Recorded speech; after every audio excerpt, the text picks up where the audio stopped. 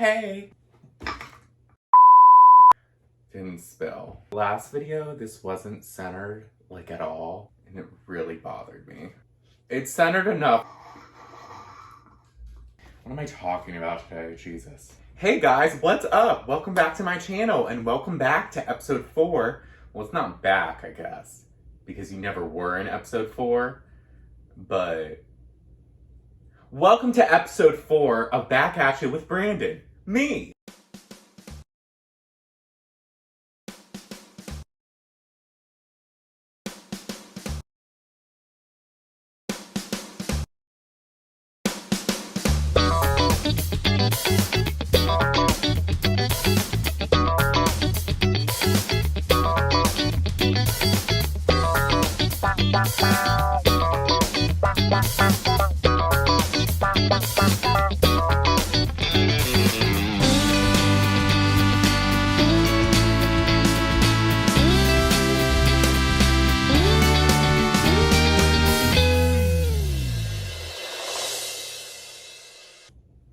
Is this hot?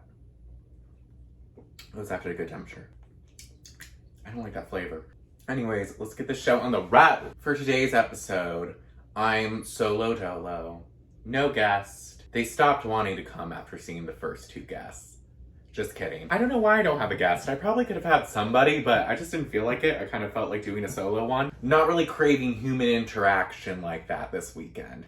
Anyways, let's just kick things off and get started with my first segment, What's Poppin'? That's hot, that's hot, that's hot, that's hot, that's hot. So for pop culture this week, I'm really gonna focus on new music that's come out. There's been a lot of announcements, a lot of additional songs, a music video or 2 to talk about. Let's start with Ariana Grande. She released the music video to the 34-35 remix with Doja Cat and Meg Thee Stallion. And I watched it. It was a good music video, like, I guess. They all looked good. They were all wearing, like, nice lingerie. They were, like, in the mansion or some mansion, I don't know. And, that was pretty much it. The remix is fine. Like oh my gosh, you can see. I just felt like it was kind of, like, overhyped.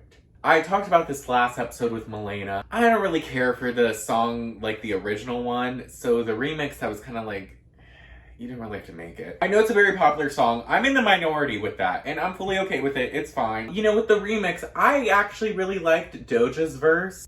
I feel like it kind of, you know, made the song a little different. Meg's, it was okay, but I felt like it was kind of unnecessary. I do like all 3 of them. I just didn't really care for the remix that much. With that being said, though, I also didn't really care for Ariana Grande's Positions album.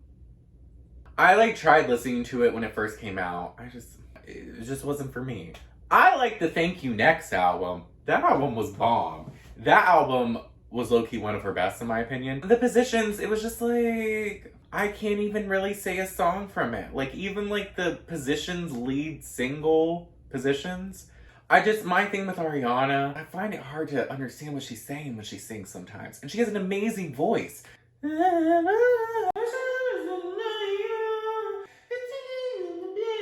Like, I didn't understand what she was saying in Positions. I had to look it up.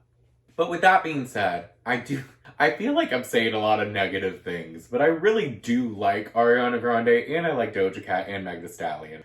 I guess just because it was a song I already didn't care for, to just, like, add a remix and add verses to it, I'm just kind of like, okay, cool. I'm sure they got a lot richer with that remix and music video. Next in music, Dua Lipa just released the Moonlight Edition version of Future Nostalgia, which, if you've been watching my channel, which you probably haven't, I actually reacted to the Future Nostalgia album back when it was released. When was it released? Sometime in quarantine. Y'all should go watch it. I'll have it linked down in the description. I really like the direction that Dua Lipa's taking with her music as far as, like, kind of like a pop disco-like thing. I think it really suits her. She's improved on her dancing a lot, too.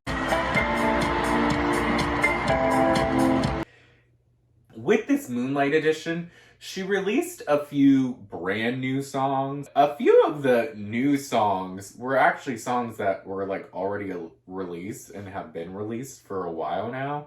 Like, she had the Levitating remix with DaBaby, which is good. That one wasn't that new. She had that song Fever that was released a little bit ago. And then I think she even just threw on Prisoner with Miley Cyrus, which I do like, but that's not really new. Like, it's been out. I think it was even on Miley's album.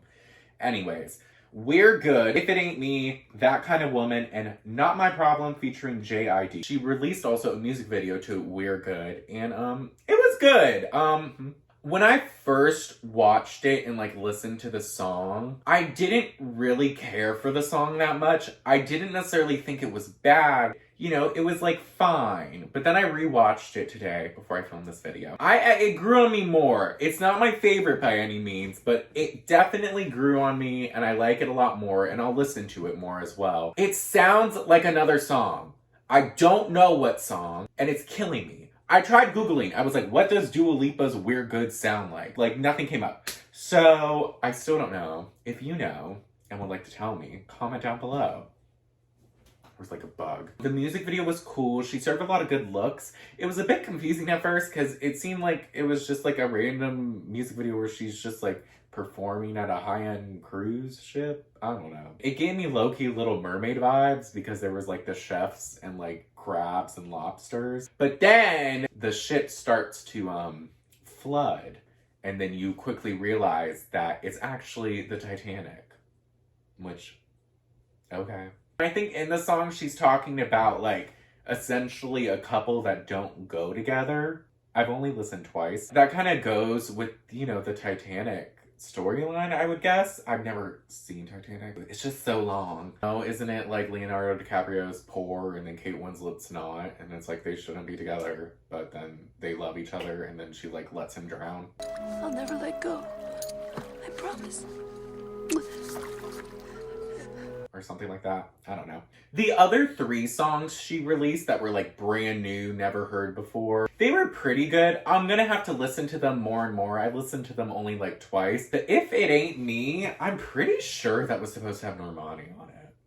I am almost positive. I didn't look this up before recording, but I swear it is true. I wonder why Normani's not on it. Where is Normani? Musically, she disappeared. She released Motivation, like what, at this point, like almost 2 years ago, if not? Then she was just like, bye. I liked Motivation. That Motivation's music video, not gonna lie, honestly one of my favorite music videos I've ever seen. Sorry. Her dancing was impeccable and she looked amazing. And it was a good song. But then she just like dipped. But I'm waiting for her to release some new music because I like Normani. Overall, though, with Dua Lipa's Moonlight Edition Future Nostalgia album, here's my thing, I'm a little confused. I remember she had said something, maybe it was Instagram or Twitter, that there was like a side B to Future Nostalgia. And I'm like, oh my god, that's great. More new songs, like a whole nother new album with completely new songs. I have a feeling that I guess this Moonlight Edition was what she was talking about. And if that's the case, she didn't have to do it. I just feel like the album was already really good. It didn't necessarily need more as far as like a few more songs. If it was like a brand new album with brand new songs with the same type of vibe and kind of like similar to it, I would totally get that and I would totally love that. But to just kind of have it be pretty much all the same songs and then just add in a few new ones, some of which were already released months ago, just kind of like, okay. But regardless, we stand Dua Lipa, we love Dua Lipa, and I can't wait for even more music that she releases. Next in music, Taylor Swift announced that she will be re-releasing her album Fearless. I don't know necessarily all the details, but I know that Scooter Braun apparently has ownership of all the masters to her old music. She tried to get him back, couldn't, but now she's re-recording everything, which I think is great. JoJo did something similar to that, and I thought that was amazing. So Taylor Swift's doing that with all of her studio albums. I wonder though, is she doing that with her first album that was like country? I love country Taylor. Picture to Burn. Our Song is a slamming screen door. Sticking out late, tap it on your window. Teardrops on my guitar. So she's starting with Fearless. She released this Friday the re-recorded version of Love Story. It's good. I mean, it sounds very similar. There's obviously differences to it. Certain parts are different, and she sounds a little bit different. She's a bit more mature now. I like it. Love Story slaps. It's a great song. Love her or hate her. Taylor Swift releases great music. Taylor Swift herself has annoyed me in the past a little bit, just a little bit. And it's not even necessarily the drama she's been in or anything like that. The way she performs sometimes, I'm like, okay, calm down.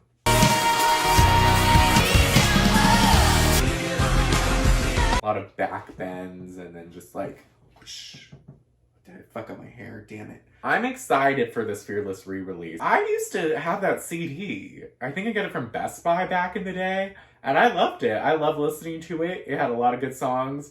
She released a statement on Instagram about releasing Fearless and what it meant to her. She had in this statement like a hidden message, I guess, of when the album was gonna come out. She had like certain letters capitalized, and apparently it's coming out April 9th. That's a very Taylor thing to do. Just uppercase A, statement, uppercase P. Just say that your album's being released April 9th. You don't need to just say it. Just say it. It's fine. She also said in the statement that she will be releasing 6 new songs with it, because I guess they were songs that were rejected back in the day but are really important to her, so she wants to release them now with a new re-release. Taylor, how many new songs are you gonna be like releasing in quarantine? She drops Folklore, which I filmed a reaction to, link in description below. And that was amazing. And then she releases Evermore, like, what, 6 months later? Maybe less? I don't know. And that was honestly, I really liked Evermore. Evermore, like, grew on me. There was a day I was, like, working, and I just had it in my AirPods, and I was jamming. Even the sad songs, I was, like, screaming them. And now she's not only re-releasing old music, but then just like, I have 6 new songs also. So, there you go. Okay. I'm sure they're great too. So yes, I'm excited for Taylor's re-release of Fearless, and I'm excited for all her other albums that she's gonna do. And I think that's cool that she's taking back ownership of all her music. So that pretty much ends the What's Poppin' segment for today's episode, and I'll see you guys right after this commercial break.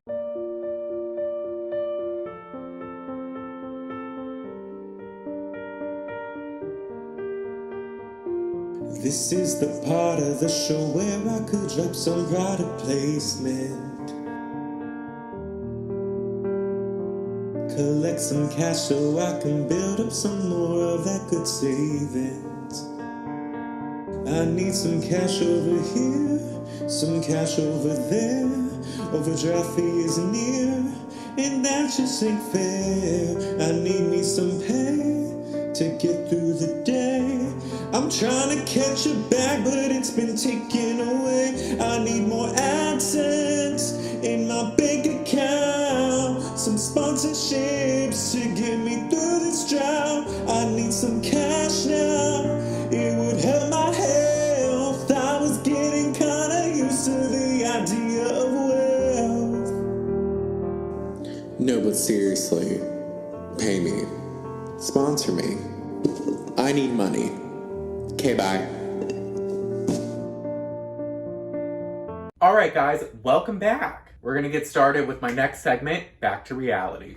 There's people that are dying. So last week I started recapping the new season of Summer House, so I'm going to continue. We're gonna be going over episode 2 of Summer House. If you don't know who any of the people are, or if you need a brief introduction, you're just gonna have to go to my video from last week and really watch that, because I go over who they are and everything like that. And yeah, go watch that. I'll be linked down below. I'm linking all my videos down below, I guess, this week. So the episode starts with everyone waking up in the morning and everyone's going about their day. Luke texts Sierra and Hannah, "Oh, good morning.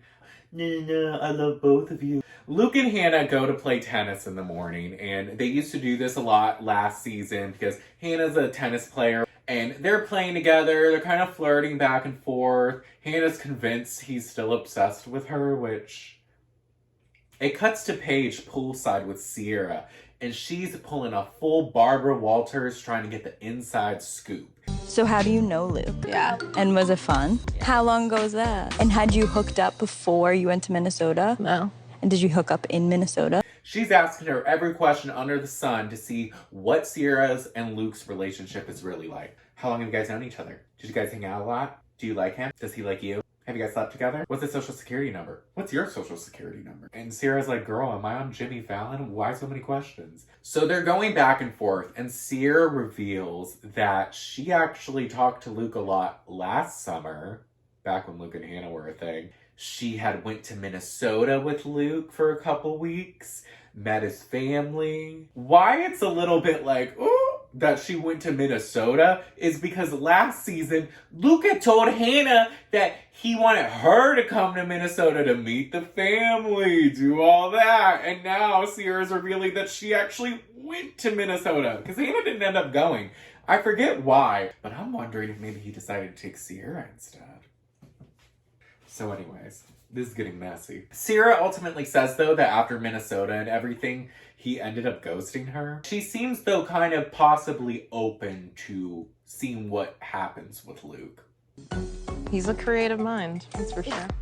Paige goes to Hannah and tells her everything Sierra just told her about Luke, and Hannah's pissed. The episode progresses, and everyone ends up getting ready for Carl's mom's wedding. Carl reveals that throughout the past few years, he's been very worried about his mom because I believe his dad had cheated on his mom and she's been going through a divorce and it's been really tough on her.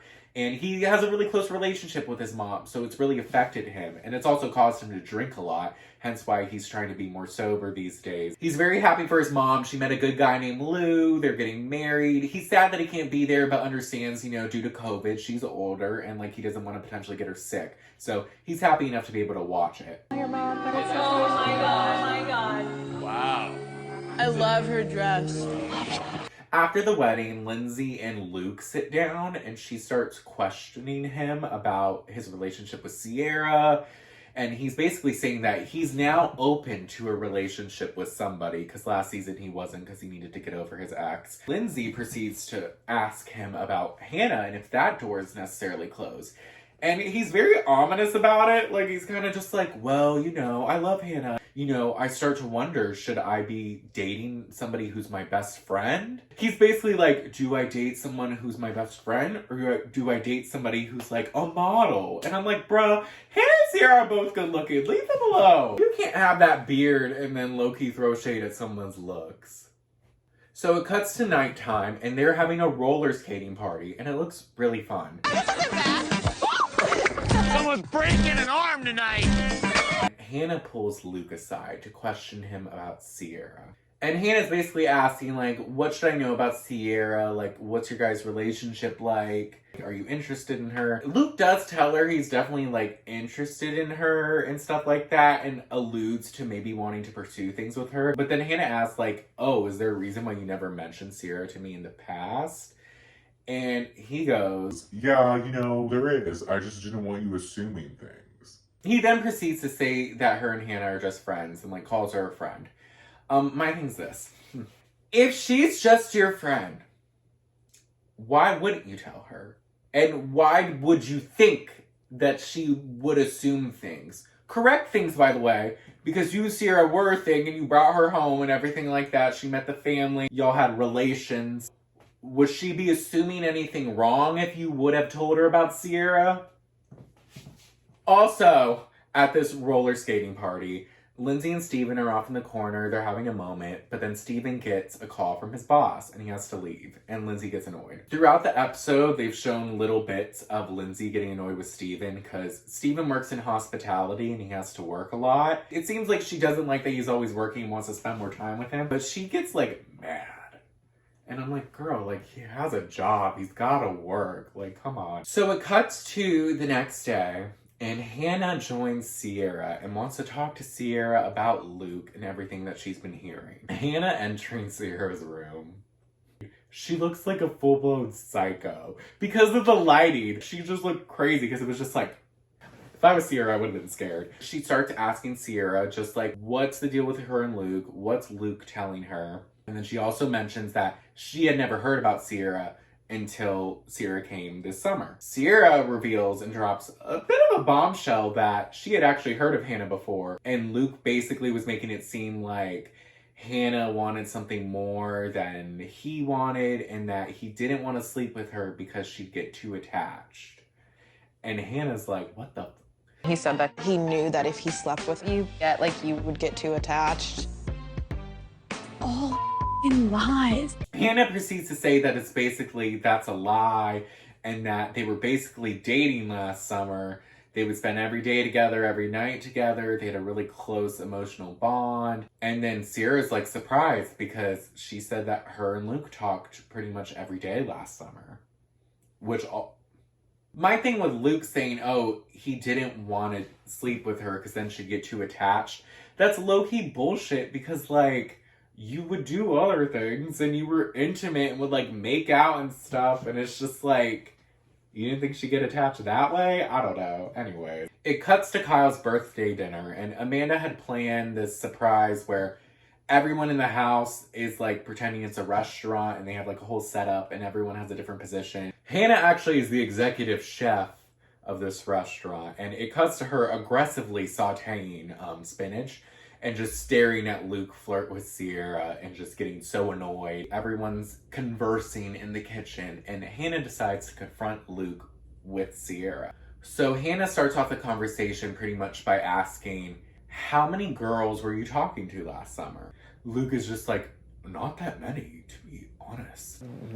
Not really that many, honestly. How much is not that many? Hannah goes into Luke about feeling a little bit hurt, and like she just feels like he kind of strung her along and wasted her time by like flirting with her and leading her to believe that they could lead to something more than what they were. She's also confused because he would say all this stuff that made it sound like he wanted a relationship. Last summer, like, you're the one who sat me down. It was like, I'm smitten with you. I have feelings for you. I want you to come to Minnesota with me. Which Sierra then does chime in and says, you were saying all those same things to me. You were also talking to me, too. And Luke is just like, I mean, I did like you, so I did. And, he's just low-key caught. Him and Hannah start having him back and forth. And then Luke is just like, we never dated, Hannah. Hannah, we never dated. And my problem is this.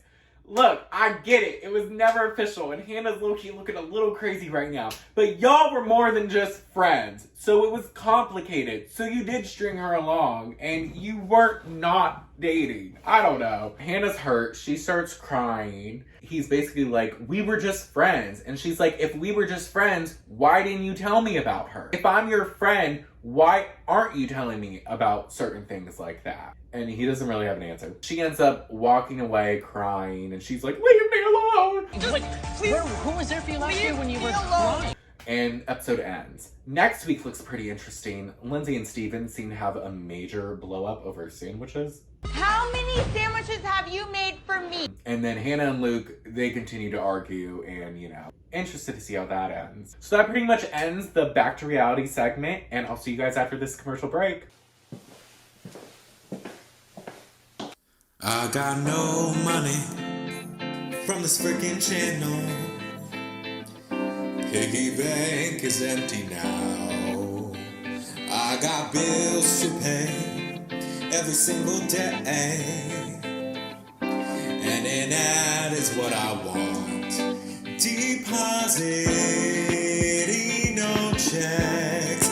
My financial status really is a wreck. Sponsor me, I'm the best. Can promote your stuff way better than the rest. Pay me for an ad now. Pay me for an ad now. Pay me for an ad now. Pay me for an ad now. Pay me for an ad. This is the part that had a copyright claim, so unfortunately, you're not going to be able to hear the outro to my commercial. So, thanks, Harry, so much. Appreciate it. Bye! Welcome back! So, guys, that's pretty much it for episode 4. Don't have much else to talk about. Thank you guys so much for watching. Make sure to like and subscribe if you guys haven't already, and I'll see you guys next week. Bye!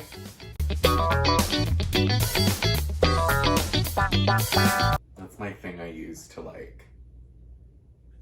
take a picture. Anyways.